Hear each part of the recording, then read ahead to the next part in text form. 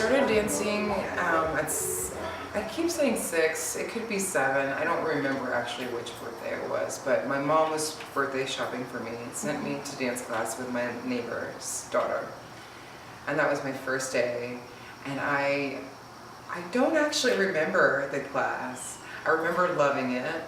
But apparently the teacher, who is the sister of my now mentor, the person that actually pulled me into the studio space, she was having a baby at the time. But her sister had been subbing this class and was like, you should be in this class. And so talked it out with my parents, and we had no money, none. And so they right away were just like, well, we can do some kind of scholarship, work exchange, whatever. We want her here.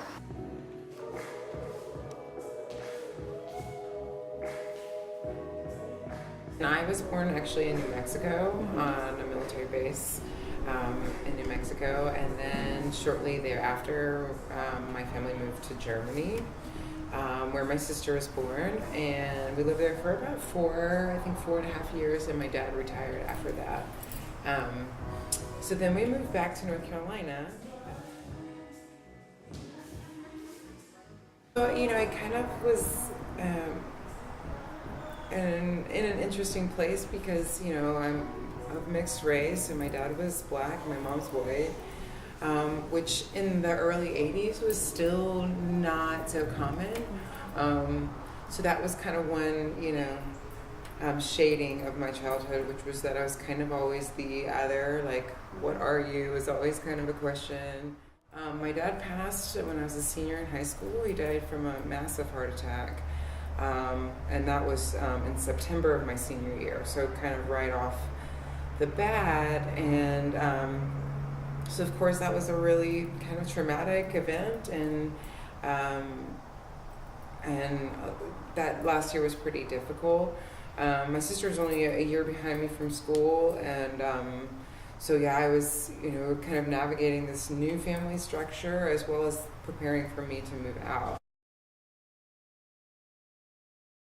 My getting through high school and dance was really like the way I could still stay solid. And when my dad passed, I just dove in even farther. I didn't deal with my grief very much. I didn't take it into the studio and work it out. I didn't cry a lot. I didn't, I think it took me a long time to get to the point where I was okay with grieving, because what happened was there's this giant hole in my family, and my mom really went into a pretty deep depression, and my sister was still younger than me, so I just kind of felt like I had to man up and take care of business. I had been with the same boyfriend since being a freshman in high school, and we kind of made the decision to go ahead and get married. So I ended up getting married at 18, right after graduation, which is kind of insane. I also started at Duke the next year. So getting married was, in retrospect, definitely a reaction to losing my dad. And going, well, why not? Why not? I could lose him. So that was a real clear, we should do it now. We shouldn't wait for that. And I'm still going to school. I mean, I got I have all this other stuff taken care of. We can just do that.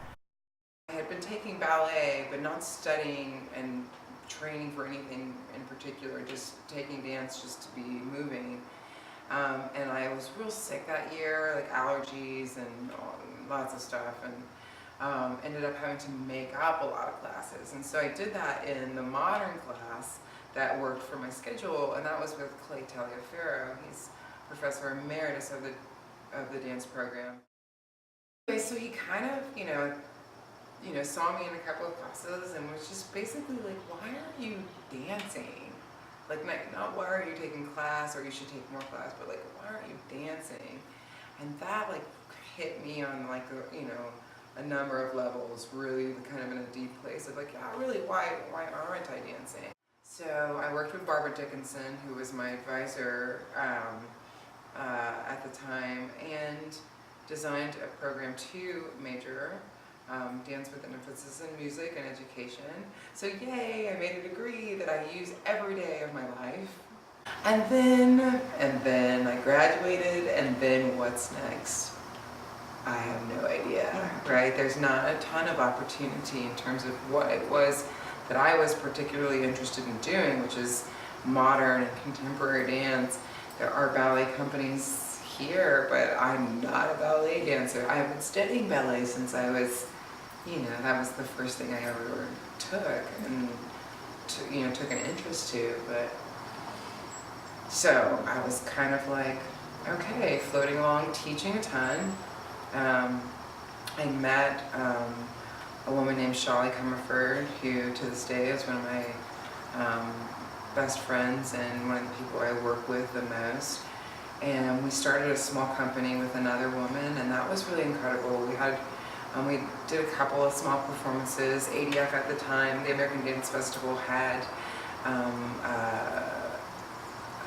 like a NC choreographers, the event within the festival. So we choreographed and performed for that, and a couple of fringe festivals, but essentially that kind of just fell apart. I was just like, okay, what's next? And then that was like me deciding to move to Denver, and my friend Charlie moving to Brooklyn, and moving off into actual professional careers. So we just did the big break in 2006. We moved to Colorado. We moved square into Denver, like Denver proper, in the city, from the sticks to the city.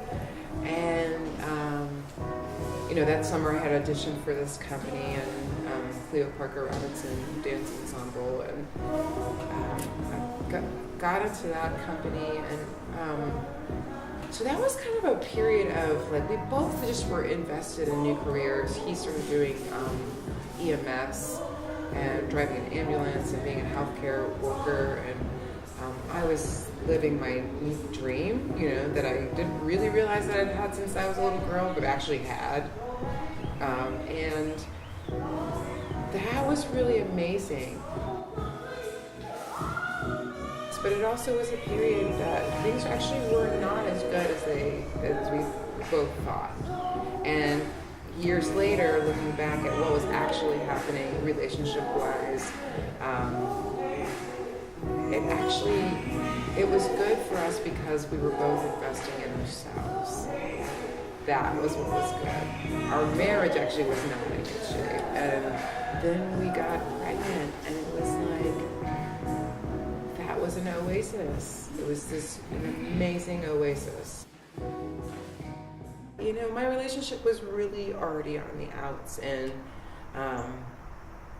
took about 2 years after baby boy was born before, it really did end. It really did. We both decided that it was not, we were actually doing more harm and trying to keep it together. And our children really deserve more than that. Dance starts blossoming when you're taking care of yourself. And the dance started being this thing, like I toured a solo that I created at the beginning of this falling apart of our relationship. And it was this catharsis. And it was this like me saying exactly what it is I need to say and working out exactly what it is what my understanding is. And it was all those things that it wasn't in high school and it wasn't in college. It was everything that I had desired it to be, and has been a vessel almost for this separation with Chris and for this next phase of my career. It's like this little solo. I mean, it's like, it's hard to wrap my head around that. It's like how it has influenced and has been influenced by, and it's just this art feeding life.